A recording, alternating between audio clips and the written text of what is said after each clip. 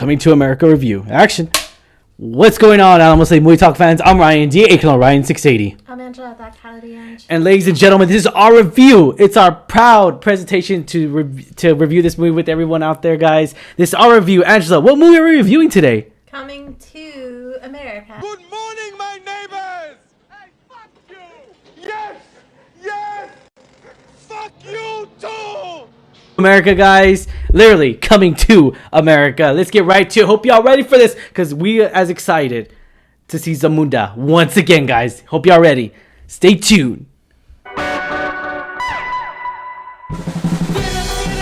What's going on, Alamo City Movie Talk fans? I'm Ryan D, aka Ryan 680. I'm Angela, that Cality Ange. And this is Alamo City Movie Talk. Movie Talk for movie fans, guys. You bring the movie world right into your ears, devices. Thank you for making us a part of your day. Let's get right to, highly anticipated movie, really pop culture film that's really taking an approach into the movie world that really was, it's very popular. It's a popular film, cult classic. I would say it's a very good cult classic. Coming to America, the last one that came out in the 80s. And here's the thing. It's like, dude, coming back to Zamunda was freaking amazing, lovable. It was gushing. It was just it felt like a huge family of just coming together and make a beautiful film.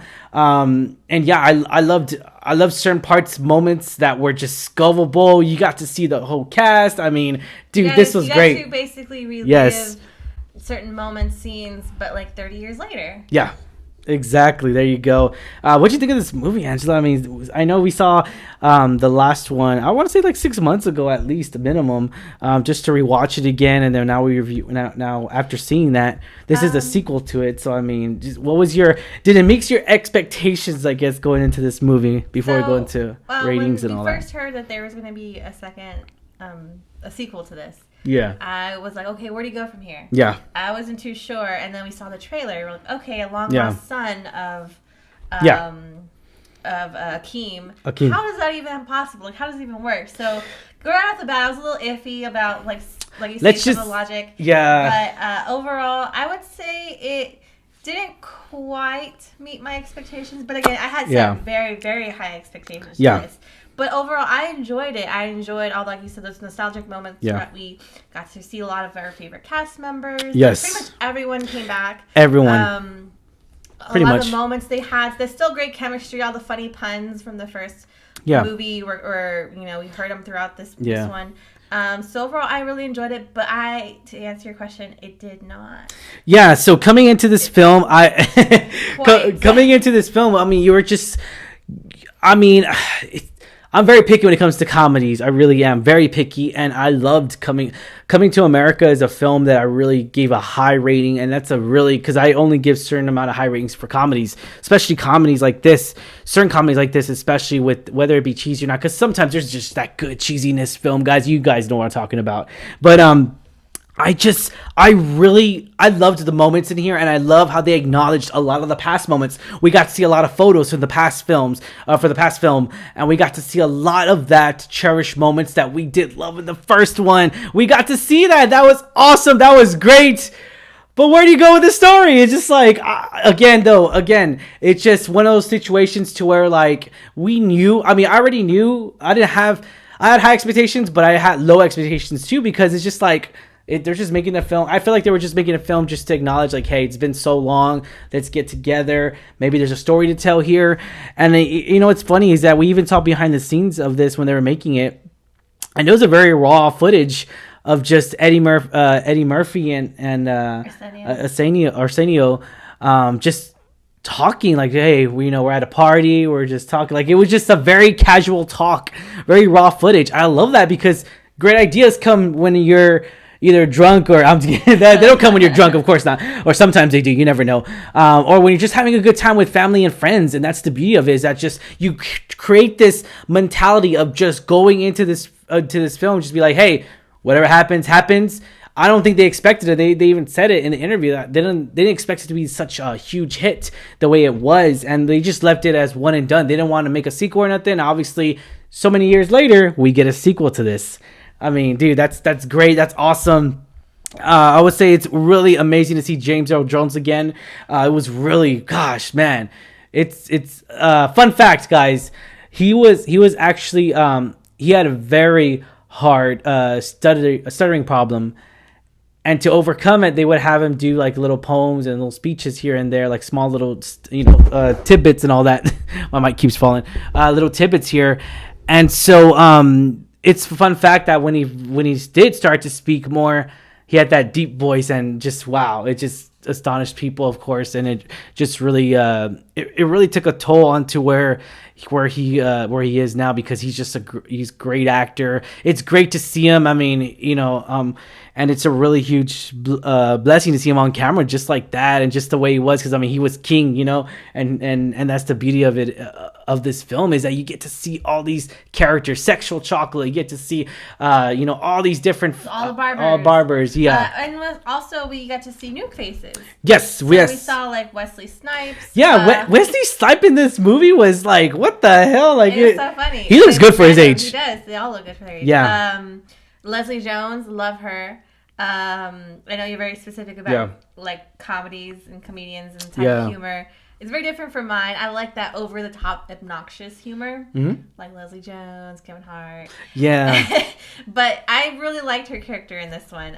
We also see Eddie Murphy, or the King Akeem's family.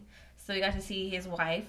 We got to see his 3 beautiful daughters. Yeah, this family, that was awesome. And this life he's created now, that's 30 years later.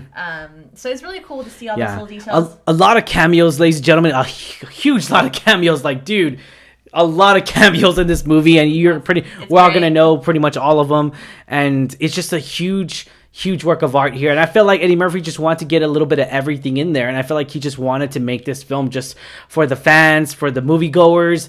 And again, this movie's not gonna be it's not gonna be an Oscar-worthy film, of course not. No. But it's just one of those films to where you can come together and have a good time and have a great laugh. It looked like everyone had fun filming it. Yes. I feel like this is one of those films that everyone had such a good time making it, creating it, writing about it, acting it out. Yeah. I know at the very end they show like bloopers of that, they're always funny to watch. Those are really fun. So I think this is a very special film in that it brings a lot back of those memories. All these people are friends, all the cast have known each other for so long. Yep. And just to see them back on screen together, that it just has some chemistry, some spark that just makes it entertaining to watch. Yes, for sure.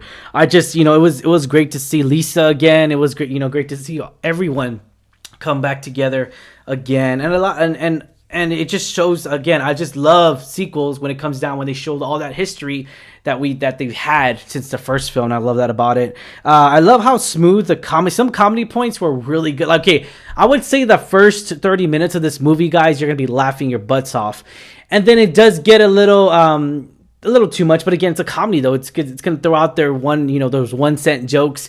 It's gonna throw out there also their really good jokes, and that's the thing. It's just like it. Regardless, you're gonna be laughing, guys. I guarantee you're gonna be laughing at either at least if not half of this movie, at least a quarter of this movie. That you're gonna be laughing, and it's really this is like those some Comedy's of those funny moments are like so unexpected. Yeah, like I'd like the chemistry between all the barbers. They're still slapstick funny. Oh, and they do acknowledge a lot of current events. We will say that. Well, we're not going to mention it, but we will say that. It's modern times. A lot of good current events. Modern time Zamunda, modern time Queens. Yeah, Queens and Zamunda. It's awesome to go back to Zamunda, the kingdom, and it's awesome to see Wesley Snipes in there, because I felt like he portrayed it pretty good. I mean, it was just, but again, going back to the critique way, there was really, as far as the writing in here wasn't strong as I wanted it to be, a strong story per se.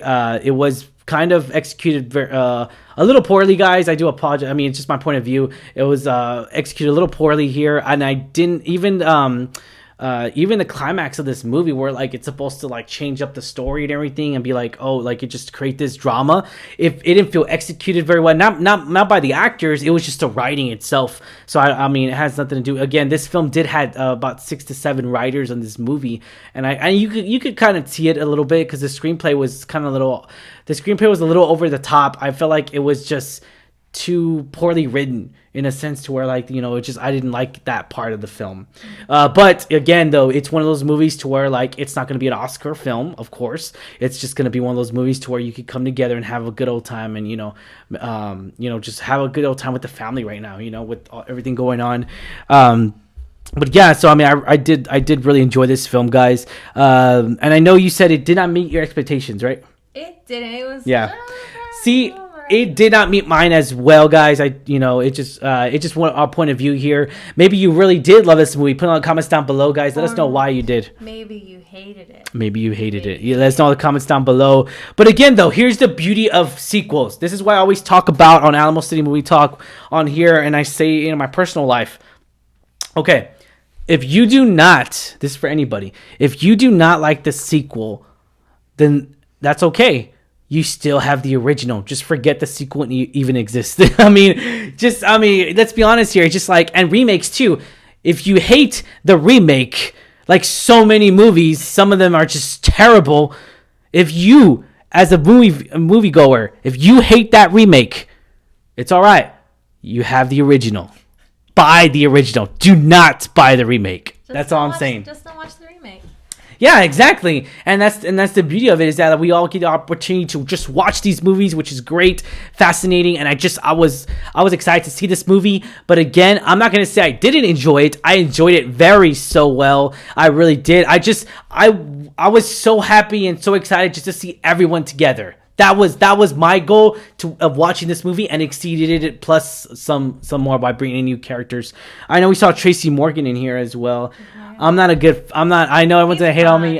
He's not. Again, it's the type of humor. If you're into that, he's like over the top, almost borderline obnoxious. But I absolutely love that kind of humor. Yeah. So, I mean, I think he's funny. Leslie Jones was funny. Even Wesley Snipes, he had some little quips in there that were real funny. So.